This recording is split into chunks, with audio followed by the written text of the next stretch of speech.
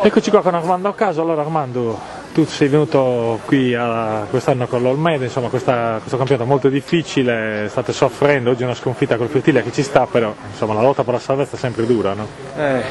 Siamo venuti qua per cercare un buon risultato, purtroppo non siamo riusciti, è un po' una pecca che abbiamo fuori casa, non riusciamo ancora a fare dei risultati positivi, cercheremo mercoledì di portare su un po' di punti.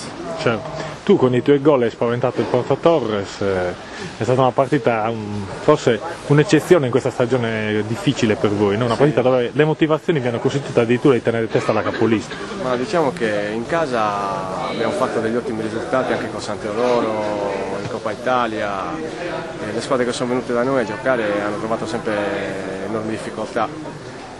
Purtroppo la nostra pecca è un po' fuori casa, non riusciamo a tenere il rullino di marcia a fare i punti, certo. Ecco, tu quest'anno sei, insomma, dopo tanti anni di professionismo e poi di Serie D, ecco, sei nel campionato d'eccellenza. Cosa significa per te, una volta superata la soglia dei 30 anni, giocare ancora a certi livelli con passione, insomma? Per me è un motivo di soddisfazione, perché vuol dire che il lavoro paga. Gli anni di professionista e gli anni di eccellenza interregionale mi sono allenato bene, riesco ancora a tenere il passo. A correre, a far salire la squadra e fare i gol naturalmente, che sono la cosa importante. Sì, aiutare la squadra. Certo. Parliamo un po' della vostra squadra, ci sono stati tanti cambi in corso d'opera, no? Avete acquistato diversi giocatori per cercare di addrizzare la situazione, però nella corsa per i play-out si sono potuti rinforzare, no? Le squadre che stanno dietro. Sì, noi ci siamo rinforzati, gli altri non sono stati da meno. Adesso si giocherà tutto partita per partita. Vedremo se riusciremo a tirarci, insomma, un po' fuori, se non altro dalla retrocessione in diretta. Diretta, certo. Visto che le ultime 3 retrocedono, e quindi almeno arrivare quart'ultimi, insomma, per tentare i play-out. Va bene Armando, noi ti ringraziamo, grandi bocca al lupo a te e all'Olmedo per questo finale di stagione, insomma, speriamo che possiate lottare fino alla fine per la salvezza. Grazie. Grazie. In compagnia di Gianni Fiori, mister dell'Olmedo. Allora mister, una sconfitta qui contro il Fertilia che ci sta, però la classifica resta sempre preoccupante, no?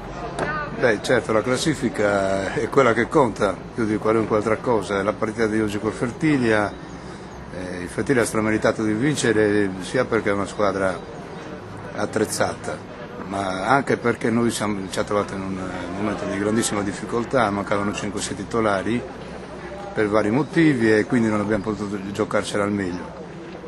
Ecco, per il proseguo noi cercheremo fino alla fine di avere la speranza, almeno quella, di poter agganciare un posto che non ci permette di retrocedere, quindi non molleremo fino alla fine. Certo.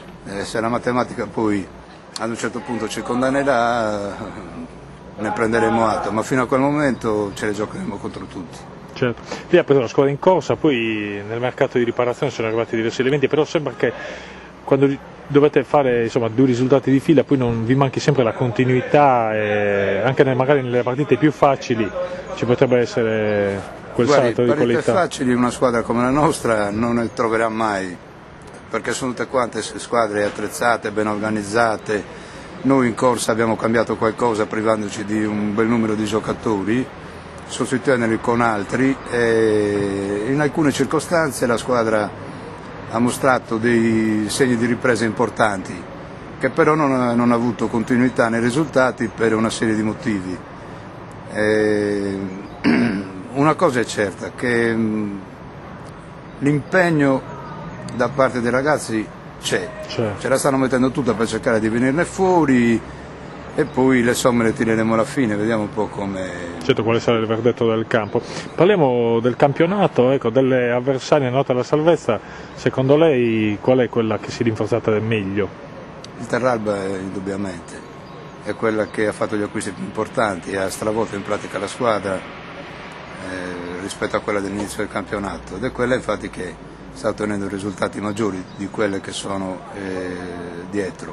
Certo. Poi le altre troveranno difficoltà fino alla fine, noi, Litti, il Villasimius, il Samassi, insomma Ecco, su questo noi dobbiamo fare la nostra corsa. Ma per il quartultimo posto, che poi alla fine è quello che consente almeno i play-out, e poi insomma si vedrà alla fine, certo.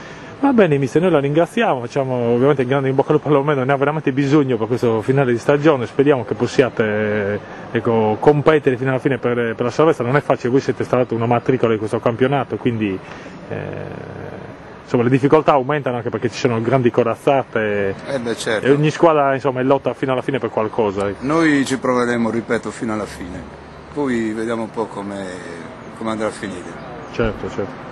Va bene, noi ringraziamo Gianni Fiore, mister dell'Olmedo, e alla prossima mister. Grazie. Grazie a voi.